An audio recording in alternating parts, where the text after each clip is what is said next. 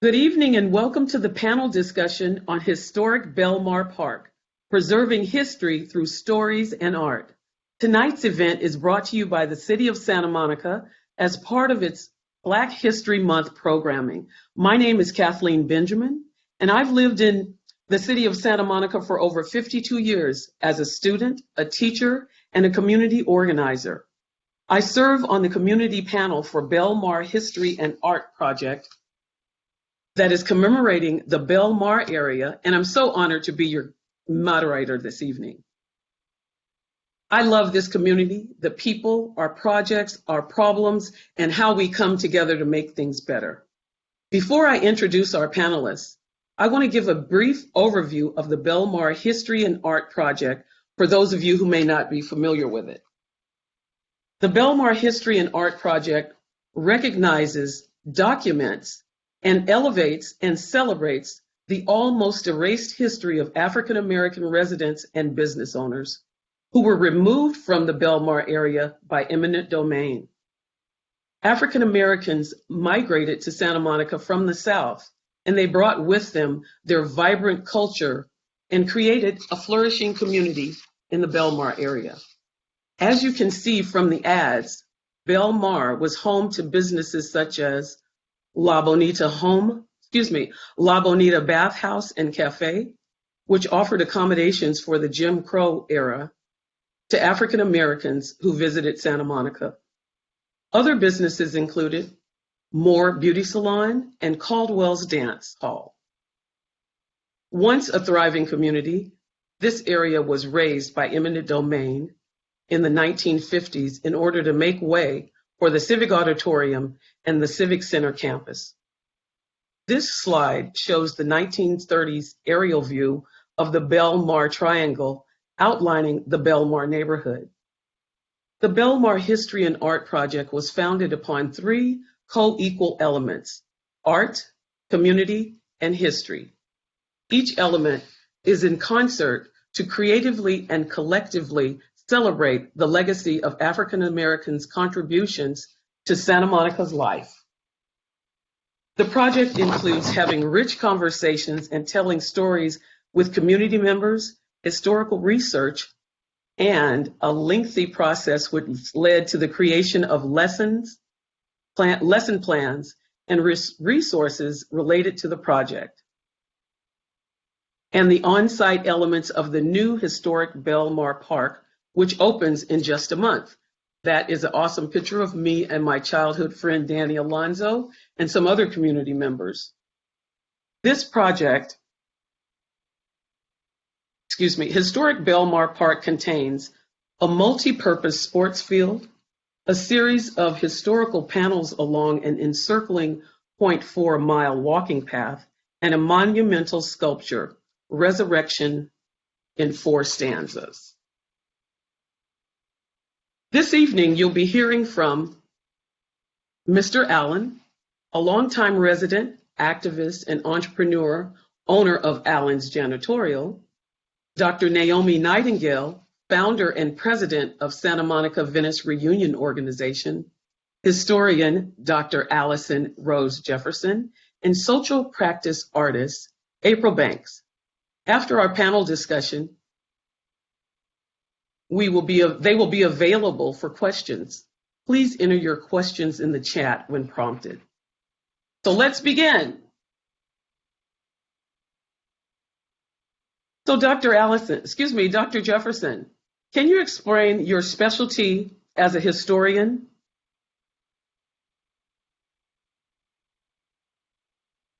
Hello, everybody. So I am a historian of African American history, and I have a focus right now on African American history in Southern California. And that is how we got to looking at Santa Monica and telling the stories of various folks who lived and worked and participated in developing the wonderful city of Santa Monica. Dr. Jefferson, what are you most passionate about regarding this project? And also, what were some of your end goals that you had in mind on this journey? Well, first off, I'm just excited that I was able to even help get this off the ground. You know, some people don't recognize that this project wouldn't have happened had I not been at the Coastal Commission meeting in March 2019 and had the opportunity I was invited to that meeting to make a presentation about African American history on the beach, not just in Santa Monica, but in Southern California generally. And I saw an opportunity as one of the few Black people that was there at that meeting because of some permits that were being decided upon to build the park and also to build the or to expand the beach walking path from the pier down to Bay Street. So I saw an opportunity in these permits where they were getting ready to approve things and allow the construction to go on, and I interjected. I said to the Coastal Commission, which was getting ready to approve their diversity and equity and inclusion policy, well, if you're going to let them build that park, then you should also make them commemorate and recognize the African American history in the area. And so at that point, Rick Cole was there and he kind of looked up, what?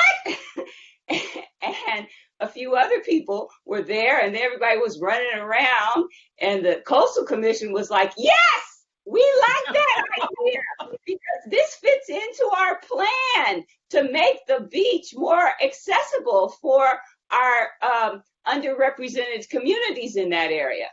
So I didn't know whether or not we would get more than a sign at that point in time, but I stepped up, and public policy is sometimes made in interesting ways. So in interesting ways from a public comment period. So with that, I was happy that after it got back to Cultural Affairs, that they saw an opportunity for themselves to get involved in more than just putting a sign in. And, they worked around, the city departments to figure out, well, we only have the percentage for the arts money here, but maybe there's some other money around. And so it happened that there was some other money around. The sports field didn't cost as much as they thought it was going to in terms of constructing it. And Public Works was happy to, share some of their money. So I'm very pleased that I was able to make this project happen. From, I didn't organize everything, but I certainly had an impact on the public policy here. Beautiful. And so also from your historian background, you really brought it to town.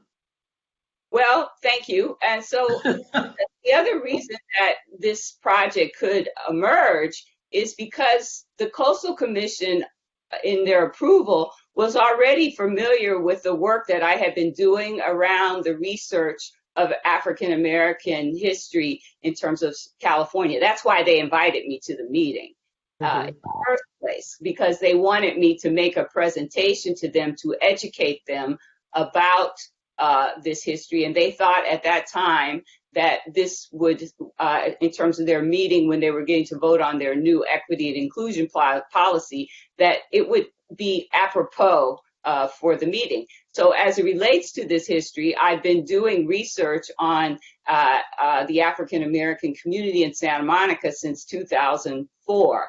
And I also had some experience with it in terms of my family and growing up, my family being in the region since the 1920s and learning a bit from my elder relatives about the beach and their friends. And so to be able to build on all the research that I learned about the area, not just the Bellmar area per se, but all of the African American neighborhoods that were in the South Santa Monica area. The Bellmar area is just one neighborhood. The other neighborhood was there south of Pico, burgeoning around where Phillips Chapel, Christian Methodist Episcopal Church, was the first African American church started in Santa Monica. They got their first building in 1908. And then also the neighborhood to the north of the high school that got squeezed out with the high school expansion, with the Civic Center moving east, and with the freeway moving south. So there's a lot of history there. So, Dr. Jefferson, would you say that your mission, like from your California Dreaming, is very similar to the California Coastal Commission's mission in regard to historical availability? Well, the Coastal Commission, in general, yes.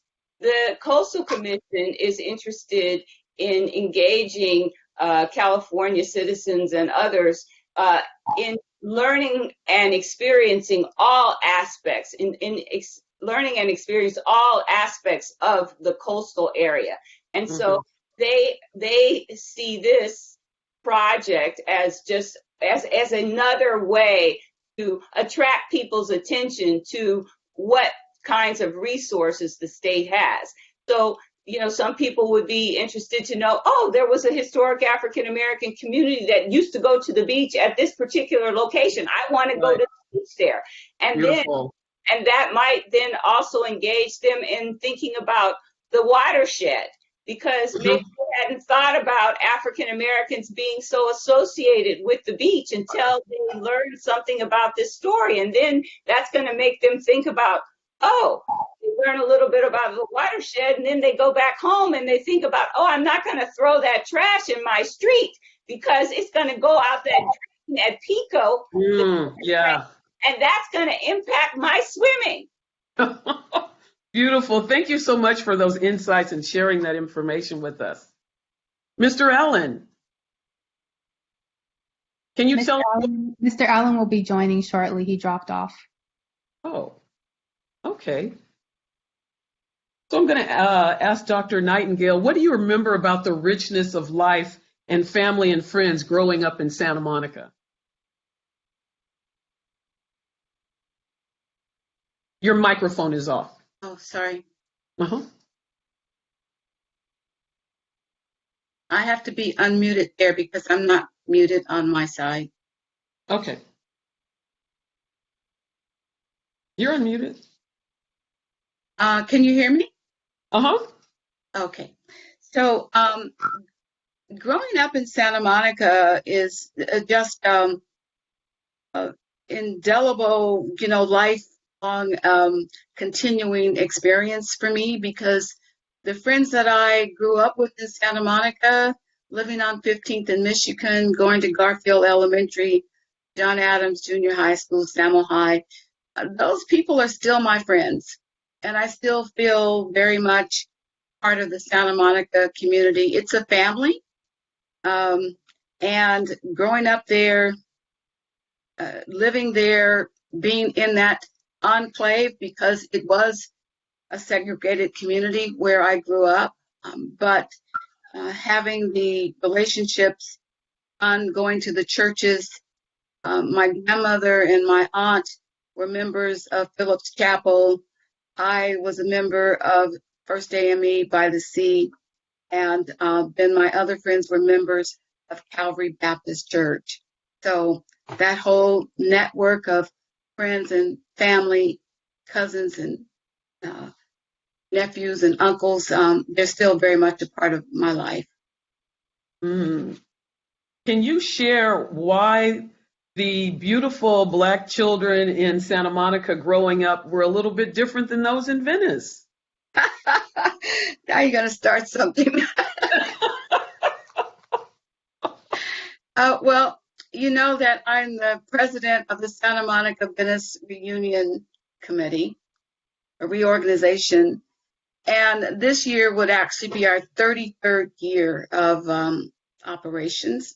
And our goal, as it began and still is to bring African American people that grew up in Santa Monica and Venice back together into a major function every year, a multi-generational function where your mother, your grandmother, your children all came together for a dance. And at one point, we also had a dinner, and we've had as many as 1,000 people attending our function. And growing up in Santa Monica, Venice and Santa Monica kind of had a little rivalry. As a teenager, the girls liked the boys in Santa Monica. Some of the Santa Monica boys liked the girls in Venice. So, those relationships created kind of a friendly rivalry. Some of the Venice girls called Santa Monica girls that I ran around with, they called us prissy. They said we were prissy. And what does that mean?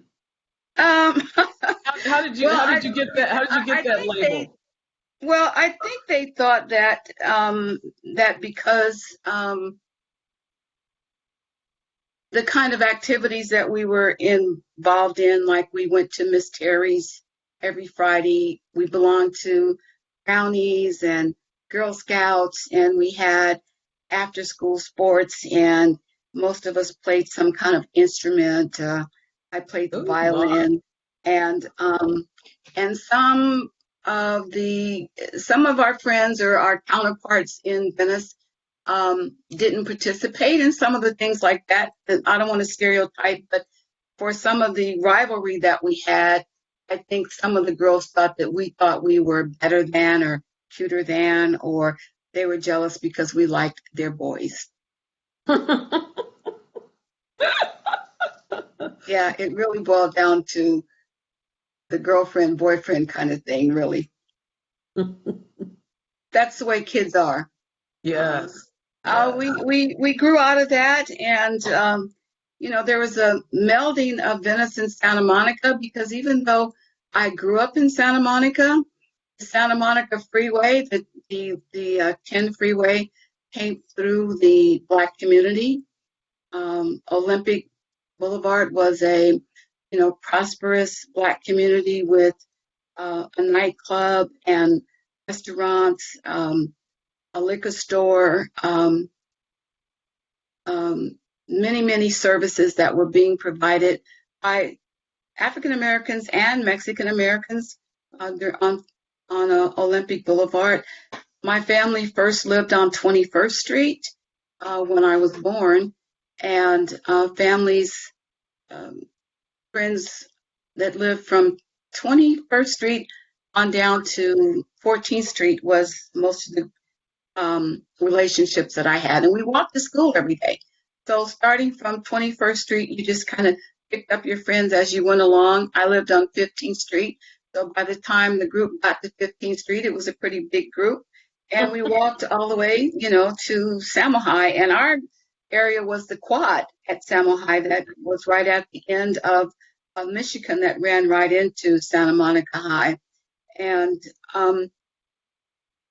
at that time, they didn't have a fence, and you had open campus. You could leave the campus to go to lunch.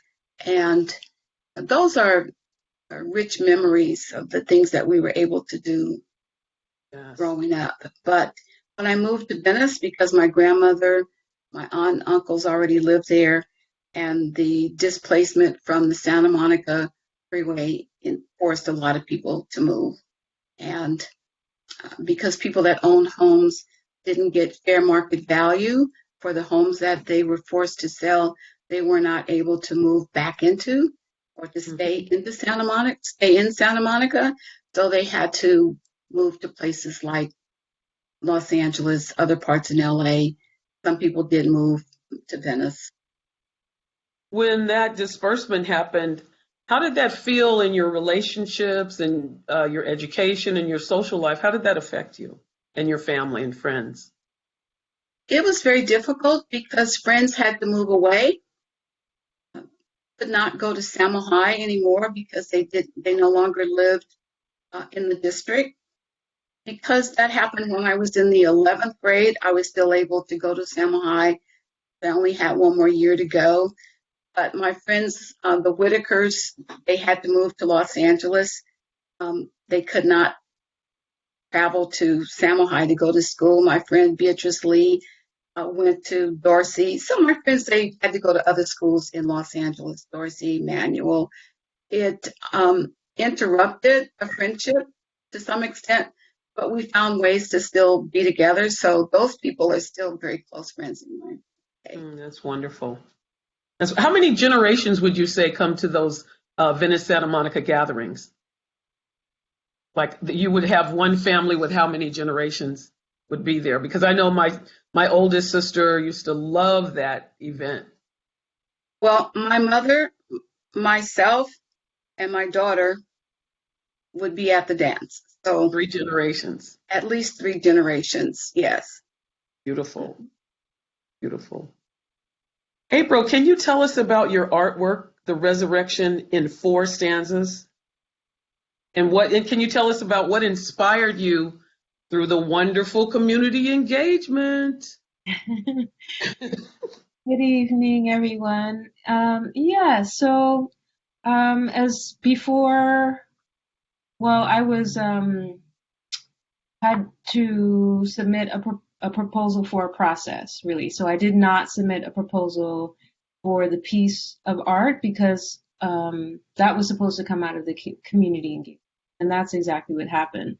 So over the course of several months at the beginning of the project, we hosted several events that was meant to engage different generations of people with different interests, and then through different mediums. So we had a poetry workshop, we had a dance workshop, we had a panel discussion about the importance of preserving your family history and archiving your photos and documents.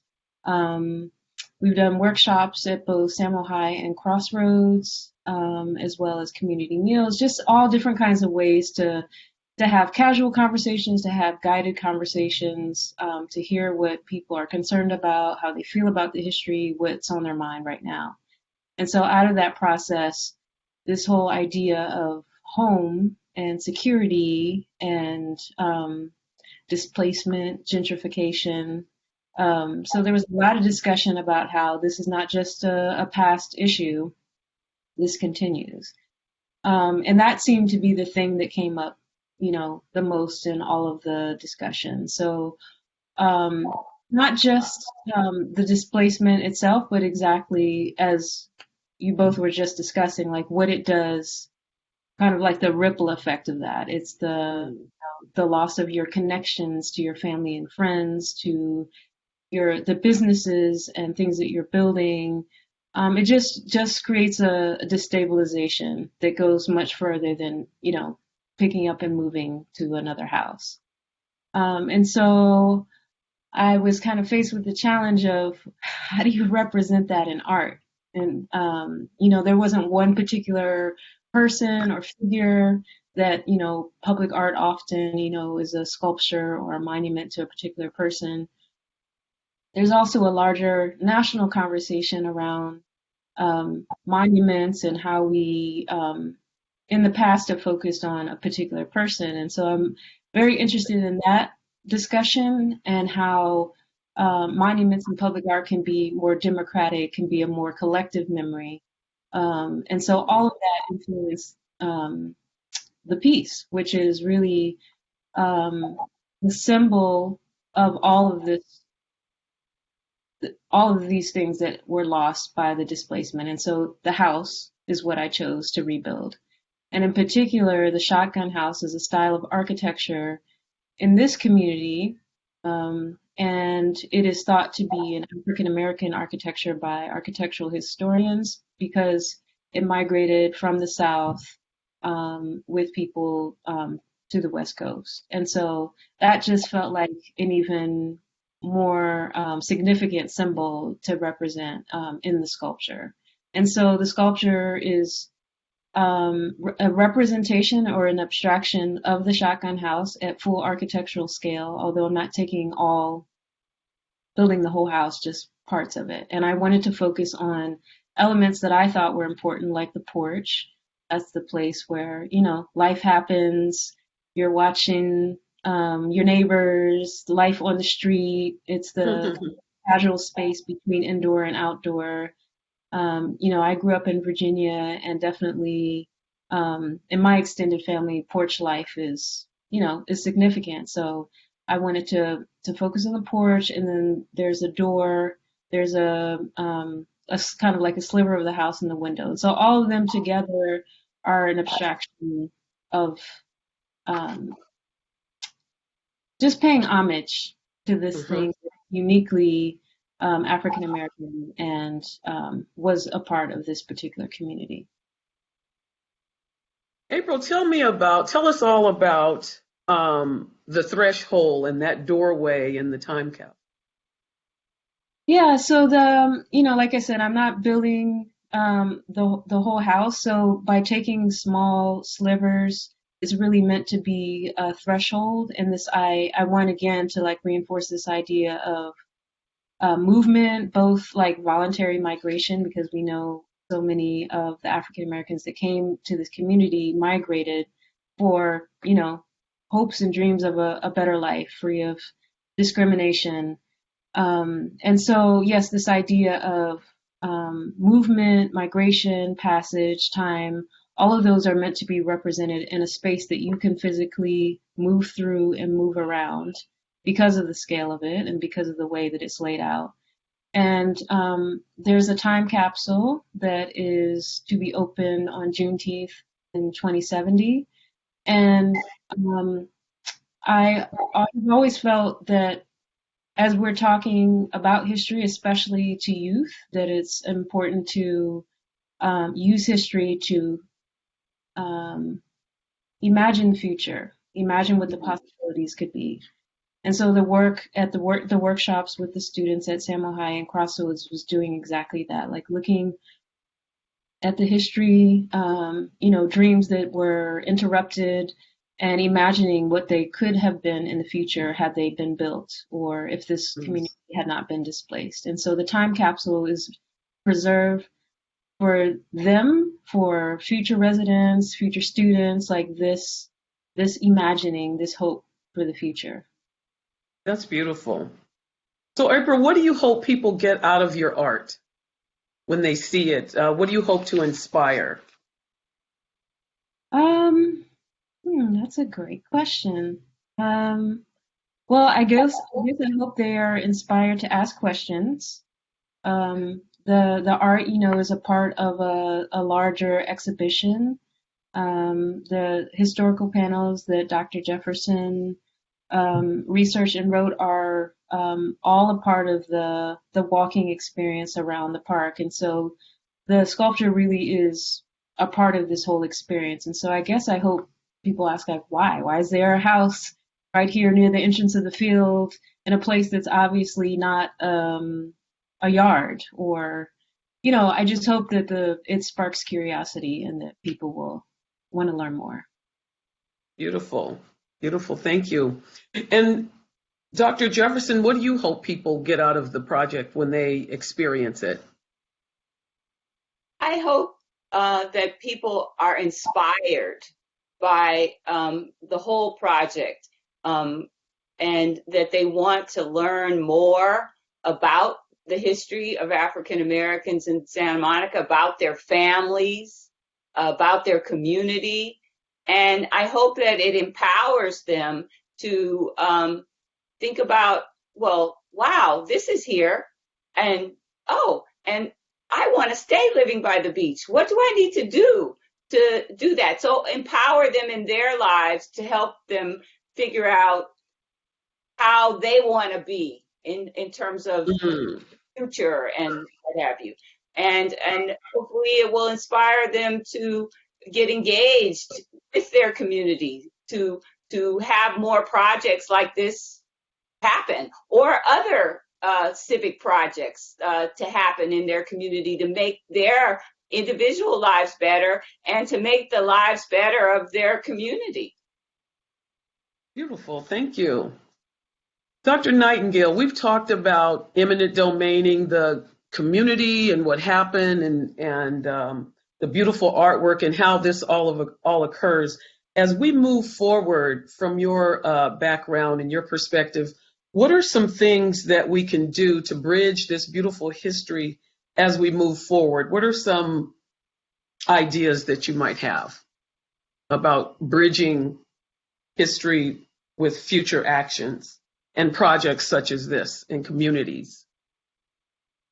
When I think about the project and when I see it, I actually have mixed emotions about it.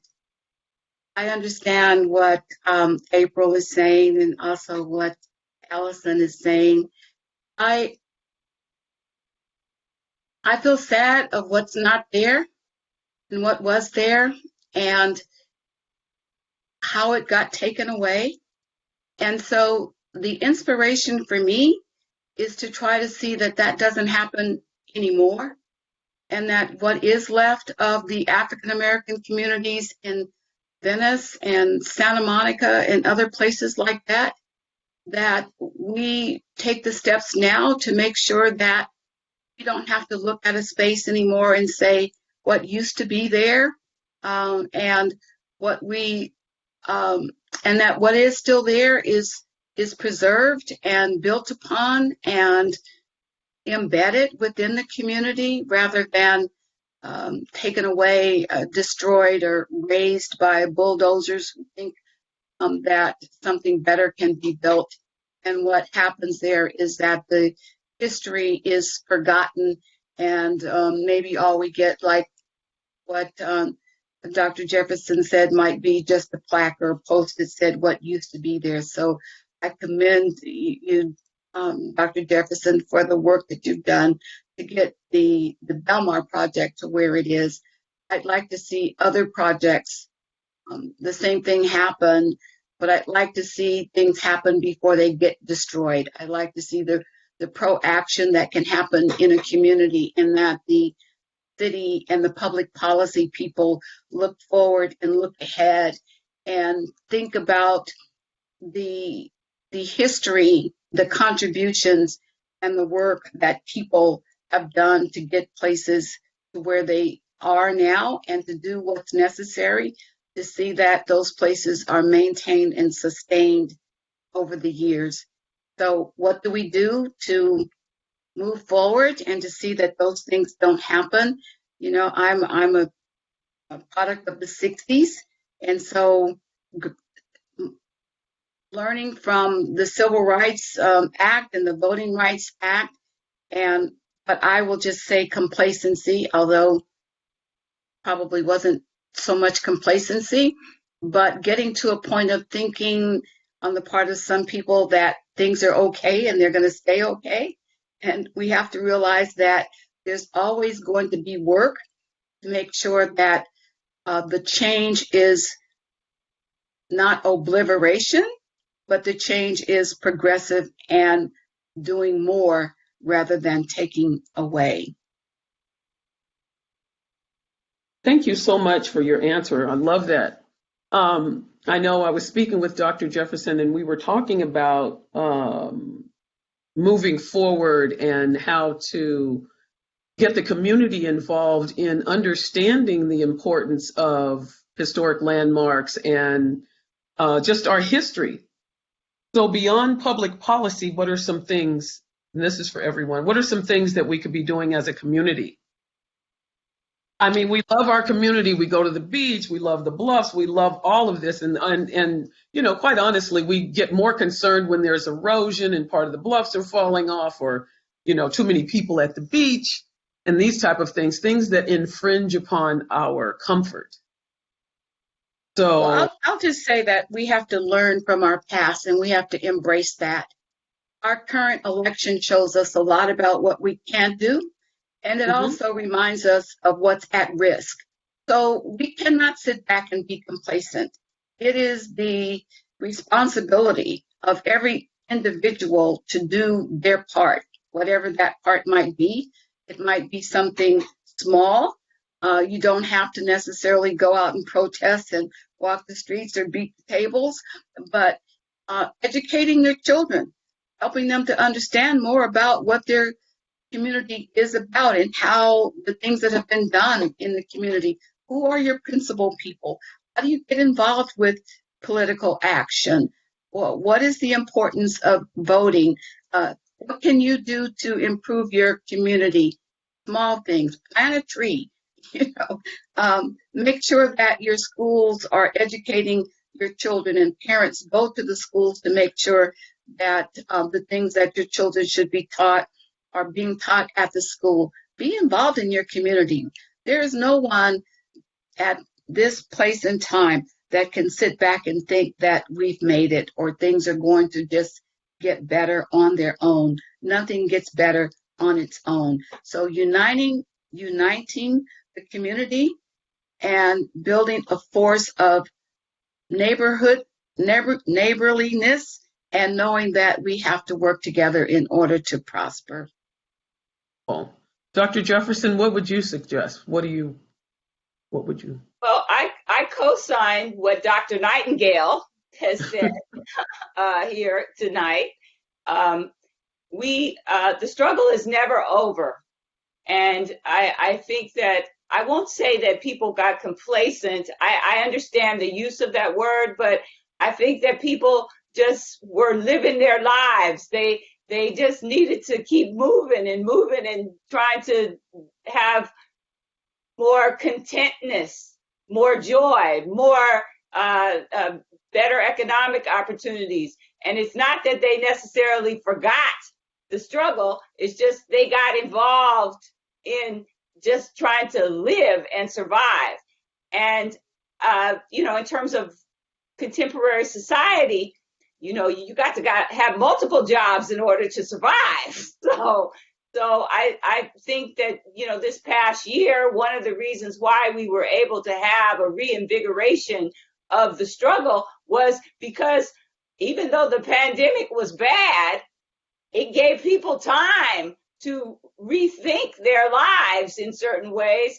And since they weren't working, they had time to get out on the street to let people know this is not happening and we are not happy. And so hopefully that energy it is transforming into other ways where they don't have to be out on the street. But I feel like people are going to be out on the street again, marching, if they feel like they need to. But we are getting certain things in place in terms of structural change, in terms of the people that we elected, and some of the organizations that have reorganized themselves to continue to fight for social justice and broader freedoms for everybody. Beautiful. And what would you say, April? What can I add to that? It's interesting. I know that I was told that at the end of different societies, they will be known by their art, that they will be identified by much of their art, what kind of people they were, what kind of society it was. So here you are, the artist of the day.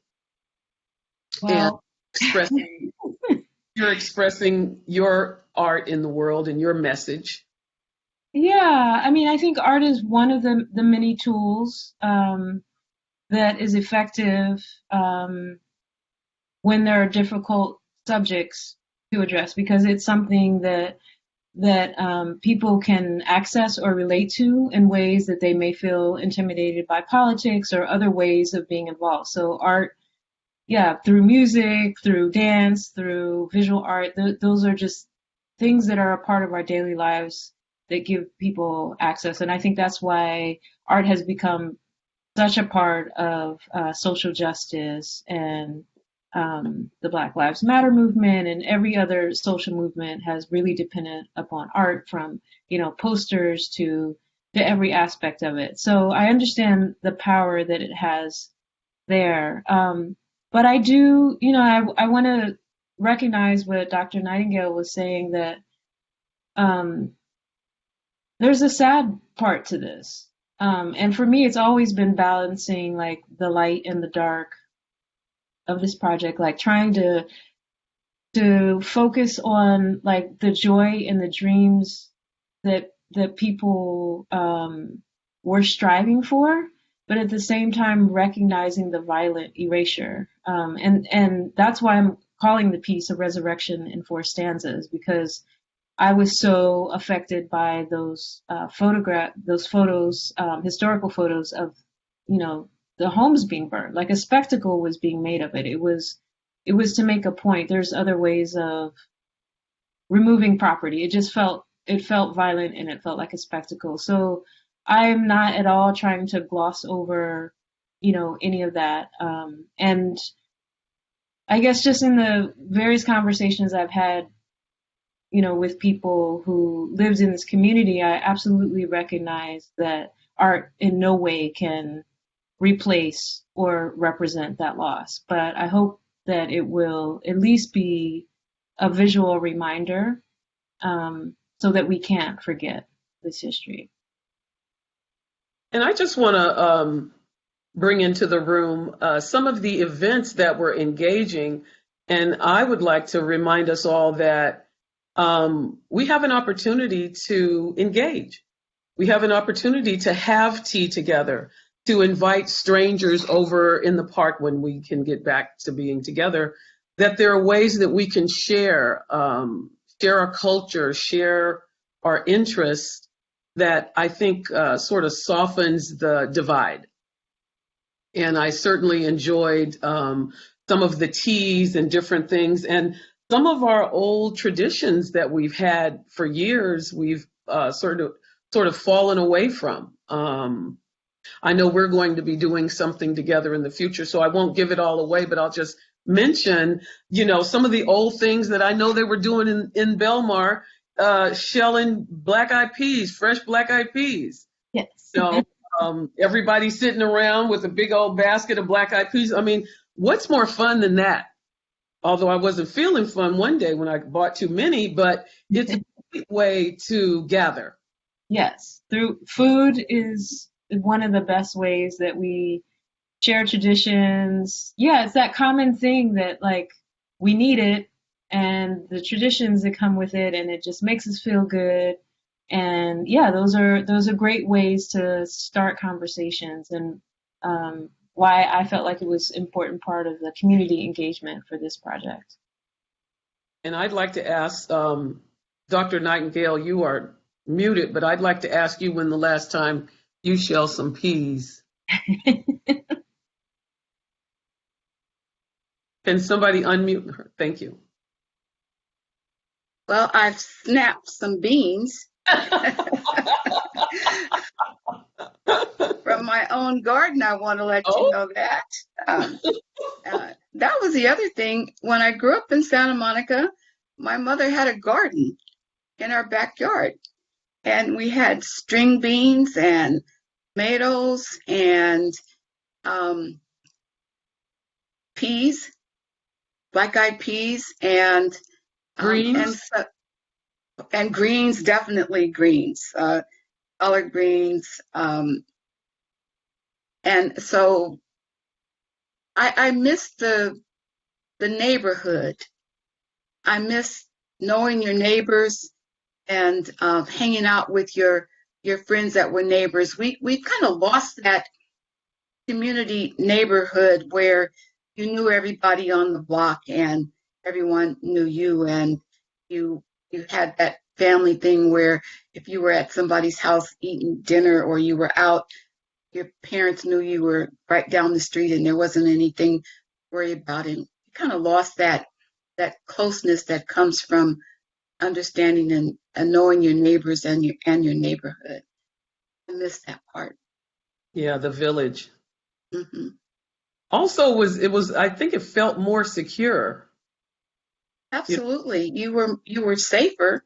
Your family and your whole neighborhood, you were safer because everyone knew everyone, and if there was a stranger in the neighborhood, that definitely was known. Yes, Yeah. yes.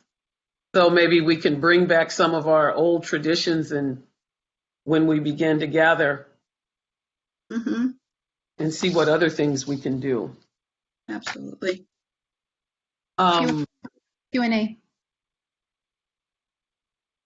okay. So we are available for Q&A if people would like to. Oh, there's Mr. Allen. Mm-hmm. Hi, Mr. Allen. Can you hear me? Me. He's muted. Welcome back.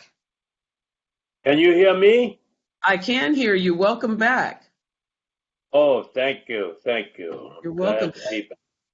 Yes, Mr. Allen, can you tell us what it was like as a black man starting a business in Santa Monica in the 1940s?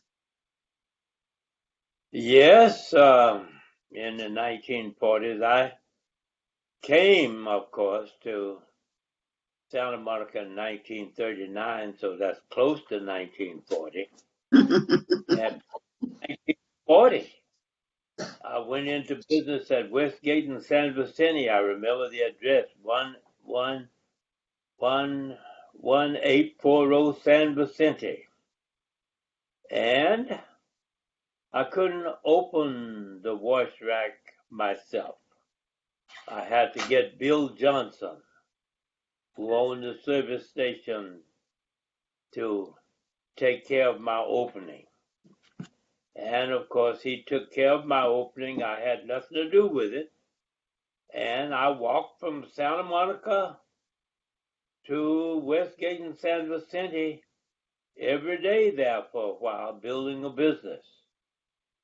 And I did work right over close to Shirley Temple's house. And a couple of movies actors I worked for. But about 1942, he took my business away from me. Oh, He took it away. I had nothing to say about it.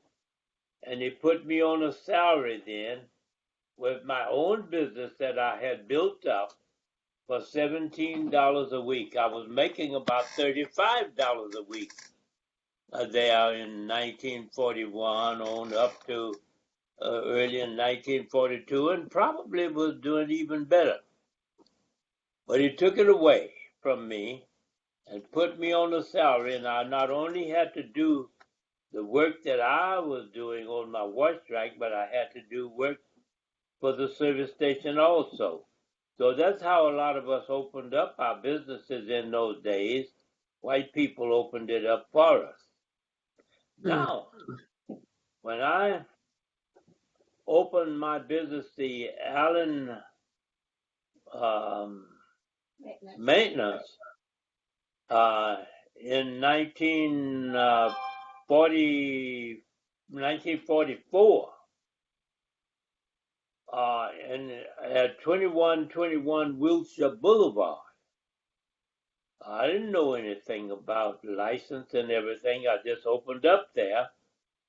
But the sheriff came into my office one day with paperwork, I don't know, warrant for my arrest or whatever.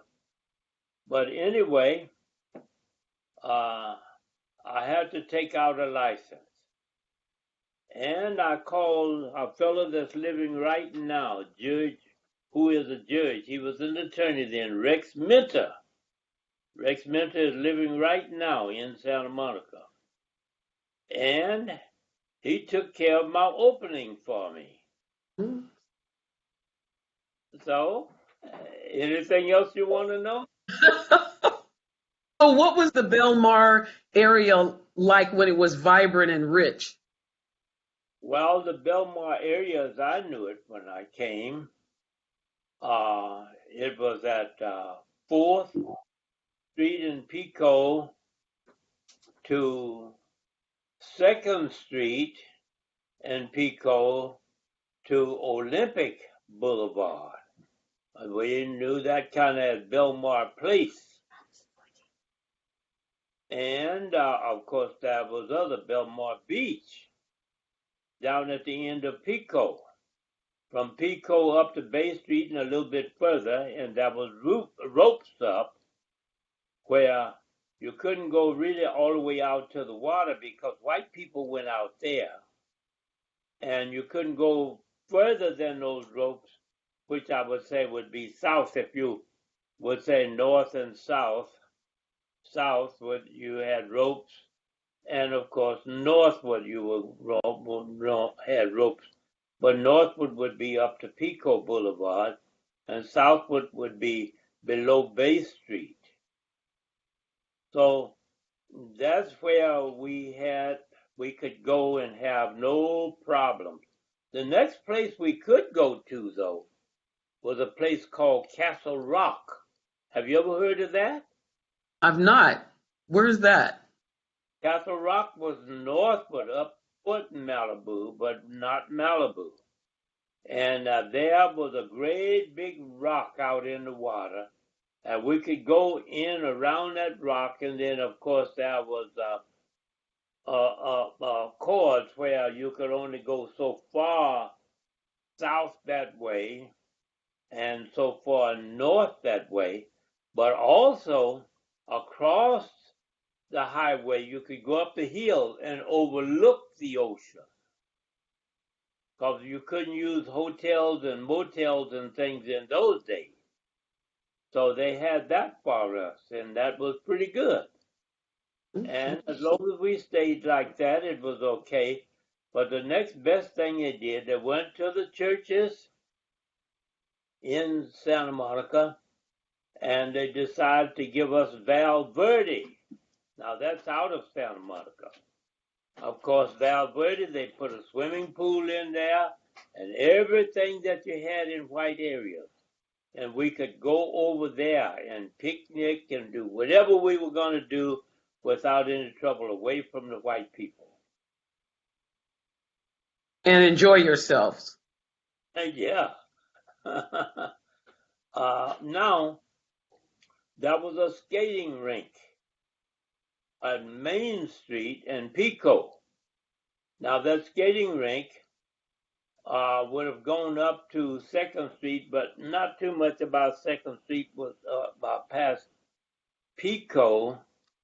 Going south was known, but that skating rink was in there. And now that was not Bellmar. That was not known of things that we could use. We could use that on Thursday evenings only. That Thursdays was for black people. White people used it the other days. So, Mr. Allen, what was it like for you to purchase property in Santa Monica throughout the time you were there? Well, I began to purchase property in Santa Monica. It was up around, must have been around 1940, 44, 44, 45. When they put the Japanese out. And the Japanese, well, also didn't tell you was blacks were beginning to come into Santa Monica in larger numbers after the war. And we were allowed to live between 21st Street and 14th Street. 21st Street on the east, 14th Street on the west, Pico on the south, and Broadway on the north. Now, you couldn't get out of there. Now, so I bought a place at 16th and 1512 16th Street.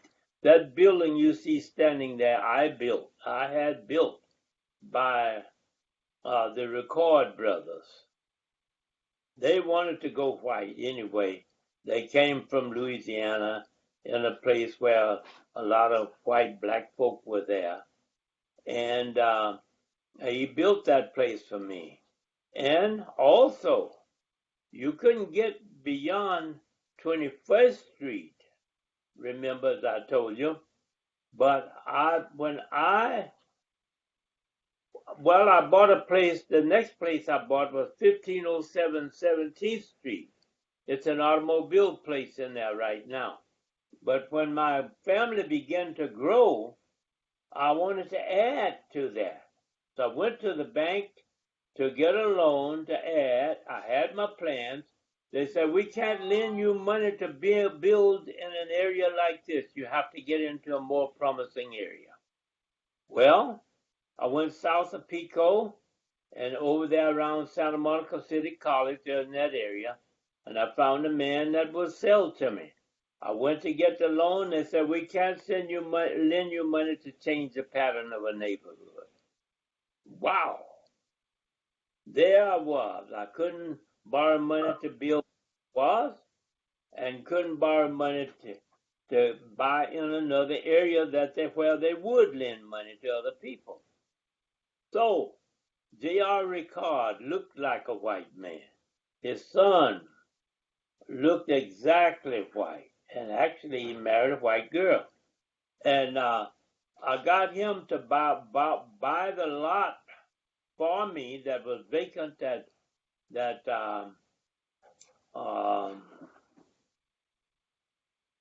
oh boy, let me think of it now. It's right over where that park, trailer court was over there. And I'm almost 100 years old in my memory. Yeah, we could just tell us the rest of it. Okay, I had him to buy that place for me. And the white folk didn't know who was building that place. And I would be over there while it was going on. And the white lady came and said, "Whoa, boy, I bet whoever's building this place got a lot of money." I said, "I doubt it." Well, standing there right today. And I built it up, and we all moved in at night. We didn't take any time. The next morning we woke up, we were all there. The manager of a wrestler lived across the street.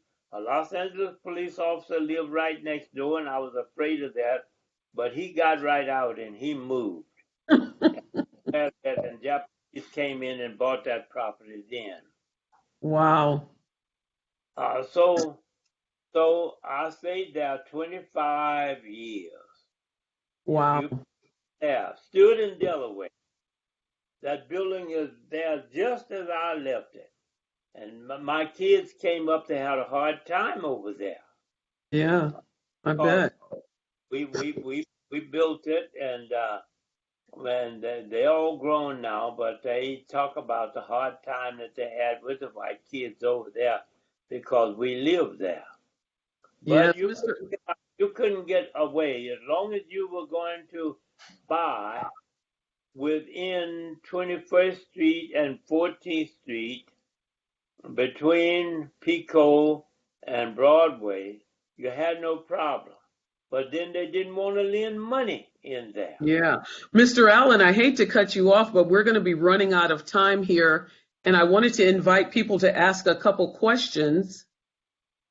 You deserve it to me, Herbert. Pardon me? You deserve it to me, Herbert.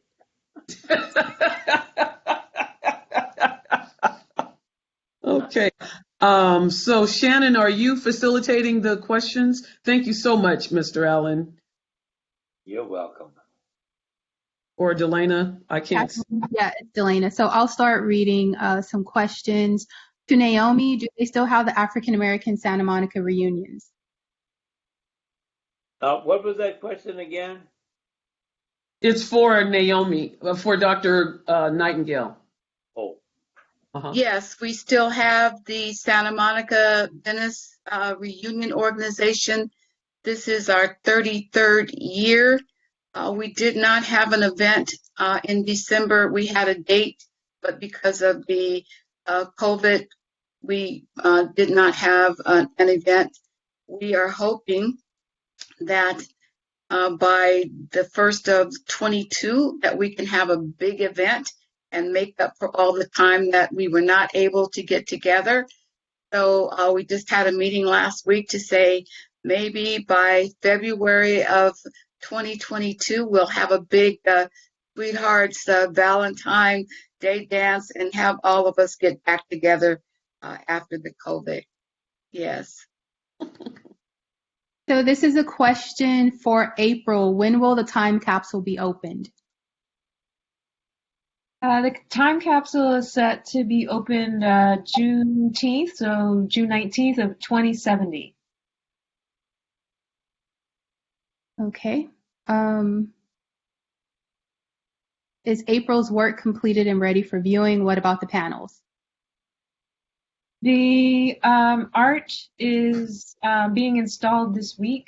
The first part of it was delivered and installed today. I'm super excited. It will be finished and available for viewing next week.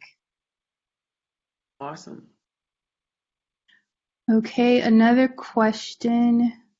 Will this video be available to share? Yes, the video will be available to share on the City of Santa Monica's YouTube page. And then we'll also post it to santamonica.gov. Another question that came in. Thank you, Dr. Jefferson, Dr. Nightingale, and Ms. Banks. Has anyone ever estimated what the current value of the economic loss to the Santa Monica Black community for the city taking the Bellmar land by eminent domain? So I have all the information in terms of what the city paid the property owners for their land during that time period. I haven't calculated it in a way that I could share it with somebody in terms of what that value was, but I see that was Barry Snell asking that question. So Barry, at some point I will be glad to, work with you on that data. What would be interesting is that aside from just the land value, there's other value that was lost. So one would have to think about, that in terms of the business. So looking at it from a future value point, we can assess what the number is in terms of contemporary times by looking at inflation indicators, but that's not going to give us really the value of that land because we don't have the opportunity to see what the businesses might have been or people building homes there and, that kind of thing. But I would be glad to, provide you with what I have and we could figure out some kind of model to think about what that might be. I thought about it, but that's a lot of calculation in terms of, getting it right. And so that's why I don't want to offer any number tonight. I have something that I've come up with. Okay, the next question is for Mr. Allen. Mr. Allen, what was the name of the rock that you referenced north of Santa Monica? Castle Rock. Castle Rock. It was halfway between Santa Monica and Malibu. Okay. Will there be any additional nights of this type of community educating and gathering to keep community going? Oh, you say, is there anything going now to keep it going? So I think this is maybe a question for April, Dr. Jefferson, and perhaps Shannon. Shannon, you're on this call as well. Any additional nights of this type of community educating to keep community going? So I'm going to be doing a seminar. I'm a scholar in residence this year at Occidental College, and I'm the scholar in residence with the Institute for the Study of Los Angeles. And so on Saturday, March 20th, I'm going to be leading a seminar, which April Banks is also participating in. And I hope Shannon will, although I haven't gotten her the invitation yet, but I hope Shannon Doubt will participate also. And we're going to talk about the seminar. We're going to talk about the project and why it matters from a couple of different perspectives, from the art perspective, also from the education perspective. Daniel Diaz from UCLA, who led development of the lesson plans with various teachers, one of who is on who is at the program, Adrian Kayate. I may be saying your name wrong, Adrian. Yeah, Adrian Karyadi. And so she teaches at Santa Monica High School. So she did a lesson plan. And so we're going to talk about all those lessons plans. So that's March 20th. And you can learn more about it soon. I will be, this is April, doing a discussion with 18th Street and other artists who do restorative justice projects. And that is set for April 8th. And you can check their website for more information on 18th Street Art Center. Okay, we have several other questions coming in. Let's see, we'll ask this one. Has anyone done oral stories with people who lived in Bellmar? So I have done oral histories with not so much people that live there, but lived in the neighborhood. So Christine Lawson lived, her family, she's a descendant of Reverend Stout, James A. Stout. He was the first minister at Phillips Chapel Christian Methodist Episcopal Church in 1909. And so I did an oral history with her. It's not published as of yet, but I'm hoping to get it situated so that it can be made available. I also have done an oral history with Lloyd Allen, which at some point I'm going to get organized to have available for people to listen to. I haven't done that yet either. And so that talks more about his experiences as a business person there and his family experiences. His brother at one point lived across the street from where Mr. Allen's building was, but and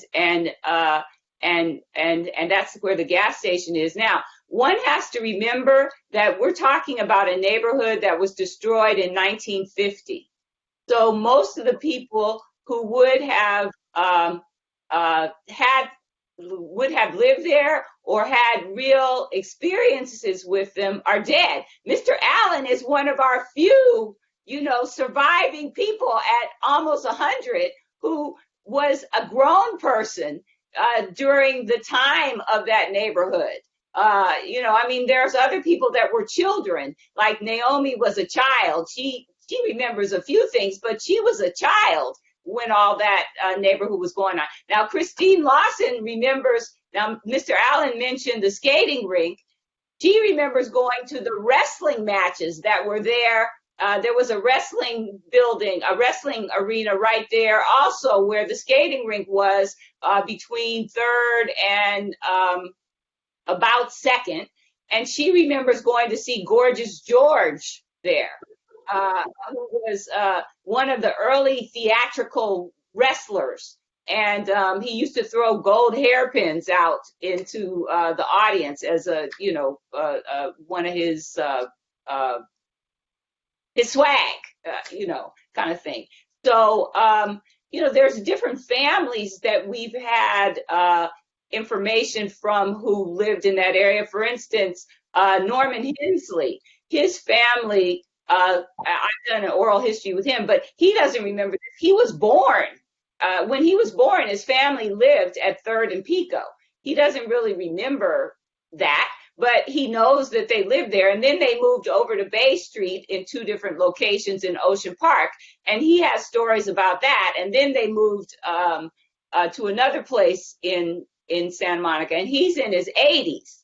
And Christine Lawson is in her 80s also. So she has stories about walking around Santa Monica and what have you. So there's probably a few other people. Naomi may be able to share some folks that I might talk to who are around, who are in their 90s, who have, some recollections of that area. So we need to start closing the event. We're a little bit over, but someone asked where are the lesson plans available. Those lesson plans will be posted on the Belmar History and Art website at santamonica.gov/art/Bellmar. That question was answered in the Q&A, just so everyone can see that. So we'll turn it back over to Kathleen to. Can I say something else? Yeah.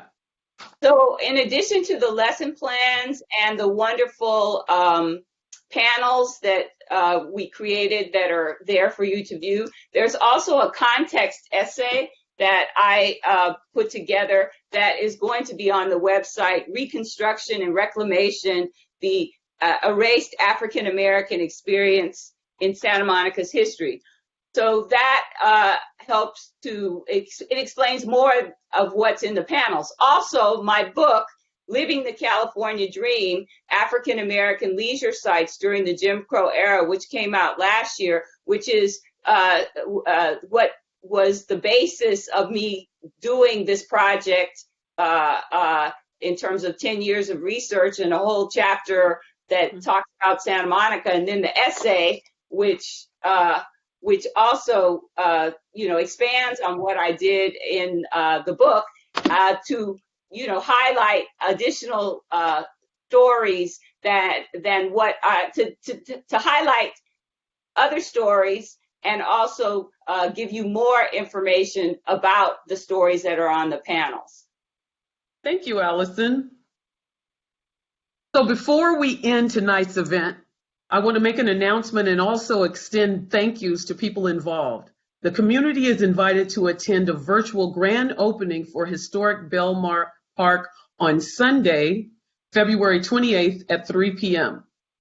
For more information and to RSVP, go to santamonica.gov/Historic Belmar Park. I'd like to also thank our panelists for joining us and sharing their insights on this project and their memories of the neighborhood and the other vital information everyone shared this evening.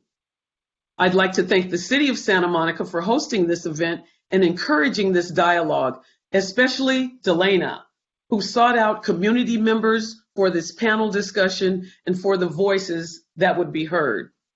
Thank you also to Shannon and Naomi, who are leading the Belmar Art Project. Belmar History plus Art Project. I want to give a shout out to other community panelists who served with me on the Belmar History and Art Project, Robbie Jones and Janine Jackson. I want to especially thank Robbie for contacting the panelists and contacting community members to do so many things. Last but not least, I would like to thank and extend a special thanks to the countless community members who shared their family history with this project and those who are working tirelessly to keep our history alive. Thank you everyone for joining in this evening. Oh, I love the panelists. Yay, Santa Monica. Mr. Allen, I can't hear you. Somebody unmic him, even though, hi people. I think Belmar came about shortly after the Civil War. White people migrated to westward and ended up in Santa Monica, and black people were there, and black people were going to the white churches there, and so the church burned down because white people didn't want black people in those churches. Oh, wow. And they were relegated back to Venice. But in Venice, transportation was very little in those days, and they were working across Wilshire and so forth.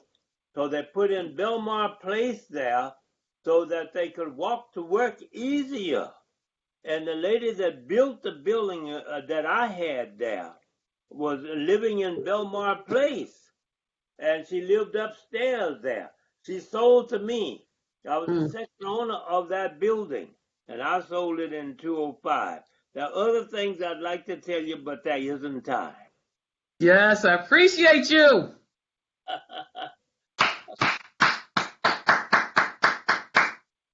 Woohoo! Delana, you to cut us off? Thank you, everybody. This concludes our event.